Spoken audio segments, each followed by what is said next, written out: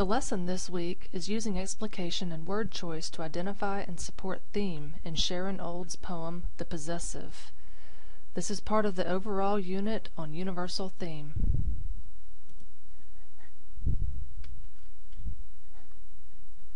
Unit objectives. Students will understand that works of literature can have more than one theme.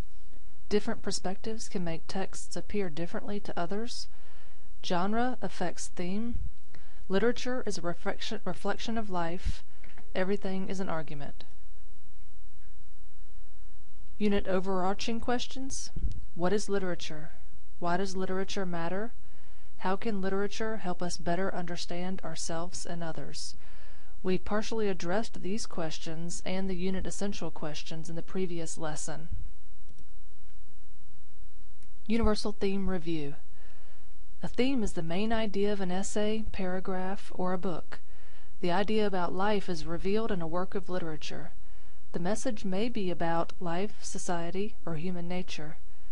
Themes often explore timeless and universal ideas and may be implied rather than stated explicitly. Along with plot, character, setting, and style, theme is considered one of the fundamental components of fiction. It is the universal statement or feel when you read a piece of writing. Your activity for this unit is going to be on word choice and theme. The activity goals are from the English Language Arts, 9th grade, Georgia Performance Standard. Students will evaluate how an author's choice of words advances the theme or purpose of a work. Students will apply knowledge of the concept that a text can contain more than one theme. Word choice lesson objectives. At the end of this lesson, students will be able to explain how word choice influences theme, interpret the significance of word choice in advancing the theme or purpose of the work, apply their understanding of word choice by completing the word choice activity, accept others' response to connotative meanings of words as vital to the interpretation process, reflect and objectively self-assess their initial and ultimate definition of literature and the importance of word choice in advancing theme or purpose. Explication. A line-by-line explanation of the explicit or unambiguous meaning of a text. Diction. Diction refers to variation in word choice, word order, and expression within the general conventions of grammar. Connotation and denotation. Connotation is a subjective cultural and/or emotional coloration in addition to the explicit or denotative meaning of any specific word or phrase in a language, i.e., emotional association with a word. Denotation is the literal meaning or dictionary definition of a term, devoid of emotion, attitude, and color. The Possessive by Sharon Olds. We're going to read this poem and I'm going to demonstrate how to explicate a poem. The Possessive by Sharon Olds. My daughter and I, as if I owned her, that girl with the hair wispy as a frayed bell pull, has been to the barber, that knife grinder, and had the edge of her hair sharpened. Each strand now cuts both ways. The blade of new bangs hangs over her red-brown eyes like carbon steel. All the little sliced ropes are sliced. The curtain of dark paper cut veils the face that started from next to nothing in my body. My body. My daughter. I'll have to find another word. In her bright helmet she looks at me as if across a great distance. Distant fires can be glimpsed in the resin of her eyes. The watchfires of an enemy a while before the war starts. The first thing I would do in looking at this poem is I would say the possessive, the title of the poem itself. The possessive. What does it mean to possess something? What does it mean to be possessed? So, the speaker in this poem is possessive. Is that a positive or a negative connotation? My daughter. And then she reflects on that as if I owned her. The my is starting out with possessive as well. My is a possessive pronoun acting as an adjective.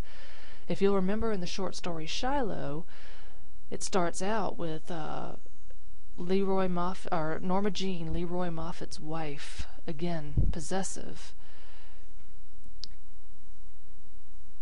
The hair wispy as a frayed bell pull. Is that positive or negative? And knife grinder? What is the purpose of calling a barber a knife grinder? And how is a barber like a knife grinder? Is it because he sharpens his knives? Or is he sharpening knives, as she seems to indicate, that the knives are the hair? That the hair had the edge sharpened. Now each strand cuts both ways, and so her hair is the knife. And I don't know if you can see this imagery here, but the cuts both ways. It's sliced kind of peaked, not really straight across. The blade of new bangs. So her bangs are sharp, and they hang over her red-brown eyes like carbon steel. So they're tough, Teflon tough, sitting there like that, carbon steel. The only thing about this first line is, why does it start so far over? What is the point of that? There may not be any answers to that, but it's just one of the first things that I would wonder. It's done on purpose. All the little spliced ropes are sliced, so the hair is sliced. A curtain of paper cuts. So it's not one solid sheath of hair, but it's pieces of hair that look like paper cuts in her forehead. Veils the face. So the hair is now, is it too long? Is it veiling the eyes? Is it hanging over her whole face? And then this last line, started from next to nothing in my body. What is that all about? That would get an exclamation point from me if I were writing on this. And now full circle again, my body, my daughter. And again, she realizes it's full circle. She wants to find another word for that, not daughter, but probably the my. Both of them are possessed. She doesn't own her daughter like she owns her own body. And her bright helmet. So now her hair is not paper cuts or knives, but it's a helmet. So what is the connection between this cutting and this sharpness and this helmet and the knives and everything? The daughter looks at her across a great distance. So there's some disconnect between the daughter and the mother, kind of like in the first sentence in this stanza. Two separate lines, two separate sentences. My body, my daughter. Separation there with that period. And then we have a repeating of the word distant. Distant fires can be glimpsed in the resin light of her eyes. We just read the poem, What's That Smell in the Kitchen? And the wife in that poem is referring to the smoldering embers in her eyes as well. And in her eyes, it's anger and discontent at her lot in life. So the distant fires, distant though, far away. The watch fires of an enemy. So the mother is seeing a potential enemy in her daughter before the war starts. So knives, helmets, distance, enemy, war, separation. All of these things are indicating what? And that's what you'd have to decide if you were deciding what the poem's theme is. Is the theme, the inevitable distance or war or battle that happens between mothers and daughters? Possibly. So in summary, theme is the universal idea or meaning of a text. Multiple themes are possible, but must be supported by evidence from the text. Denotation and connotation refer to the literal and cultural or social meanings of words and are often discussed during explication. Explication is a close reading of a text. Now it's going to be your turn. For this activity, you're going to explicate a short poem, identify specific choices in diction that advance the given theme of the poem, and support their argument with evidence from the text.